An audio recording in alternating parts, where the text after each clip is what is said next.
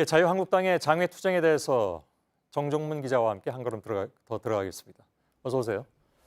장외 투쟁의 이름이 민생 대장정으로 되어 있습니다. 그러니까 투쟁의 명분을 민생으로 잡은 것으로 보면 됩니까? 일단 제목만 보면. 네, 일단 당의 설명은 그렇습니다. 예. 오늘 장외 집회에서도 민생을 수차례 거론을 했습니다. 예. 하지만 직접적인 계기가 된 건 모두 아시는 것처럼 패스트트랙 지정입니다. 예. 패스트트랙 전국에서 장외 투쟁에 들어설 당시 나경원 원내대표의 발언을 직접 한번 일단 들어보시겠습니다. 예. 연동형 비례대표제 선거법 그리고 공수처 법안이 패스트트랙에 태워지는 순간 민주주의 생명 시한부 270일이 시작됩니다. 또 민주주의 붕괴 270일이 카운트다운 됩니다. 예. 지금 들으셔서 아시겠지만 당시에는 민주주의라는 명분을 내세웠습니다. 예. 그 민주주의하고 민생을 주장하는 그런 상황인데 뭐 그게 불가능한 건 아니긴 하죠. 근데 이제 현장에서 그러면 주로 어떤 구호가 나오느냐를 살펴봐야 될 것 같습니다. 네, 앞서 리포트에서도 보셨듯이 현장에서는 주로 좌파 독재 그리고 대북관에 대한 그런 구호들이 나오고 있는 상황입니다. 예. 북한 문제 그리고 안보관을 지속적으로 거론을 하고 있는데요. 이는 장외 집회가 보수 세력 결집을 위한 성격임을 띠고 있다. 이렇게 볼 수 있겠습니다. 예. 그러니까 구호만 보자면 이제 민생 대장정하고는 조금 뭐 결이 다르다 이렇게 볼 수도 있겠군요. 그렇다면.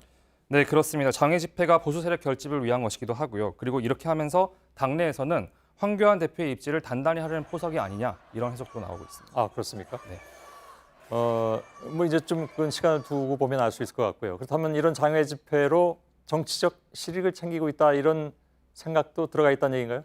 그렇습니다. 당 지도부는 지금 굉장히 고무돼 있는 상황입니다. 예. 황 대표의 차기 대선 주자 선호도를 보면 올 초에 17.1%를 기록을 했는데 3월에는 21.2% 그리고 장외 투쟁이 격화된 4월 이후에는 22.2%까지 올랐습니다. 예. 최근 당 지지율도 31.3%에서 34.1%까지 3주 연속 올랐습니다. 예. 문재인 정부 들어서 가장 높은 수치이기도 합니다. 예. 꾸준히 이렇게 오르고 있는 상황인데 이제 이게 이 정도에서 조정이 될지 더 오를지 그건 두고 봐야 될 것이고 아마도 민생 대장정을 통해서 더 올릴 수 있을 것이다 이렇게 판단할 수도 있겠군요. 근데 여론조사에서는 지금 그 누굽니까? 황교안 대표나 자유한국당뿐만이 아니라 문재인 대통령이나 더불어민주당 지지도도 같이 오르고 있다면서요? 그렇습니다. 한국당 장외 투쟁의 명함이기도 합니다. 민주당의 지지율 역시 더불어 상승을 하고 있습니다. 예. 중도층이 줄어들면서 일부는 한국당으로 그리고 또 일부는 민주당으로 자신의 정치적 입장을 결정을 하고 있다. 이렇게 해석할 수 있는 대목입니다. 예. 결국 갈렸던 보수 세력이 결집하는 현상이 나타나고 있지만 한국당이 좀 더 폭넓은 층의 설득력을 얻고 있는 것은 아니다. 이런 해석이 가능합니다. 예.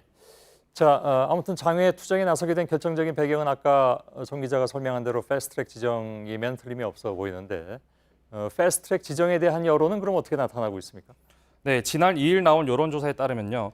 패스트트랙 지정에 대한 찬성이 51.9% 그리고 반대가 37.2%였습니다. 예. 독재 타도랑 구호를 외치려면 여론을 업고 가야 하는데 찬성 쪽이 더 많게 나타나고 있기 때문에 한국당 입장에서는 부담스러울 수도 있는 그런 상황입니다. 예. 대정부 투쟁구호를 주로 외치면서도 민생 대장정이나 이름을 붙이고 또 토크 콘서트와 같은 일정을 중간중간에 넣는 그런 이유이기도 합니다. 예.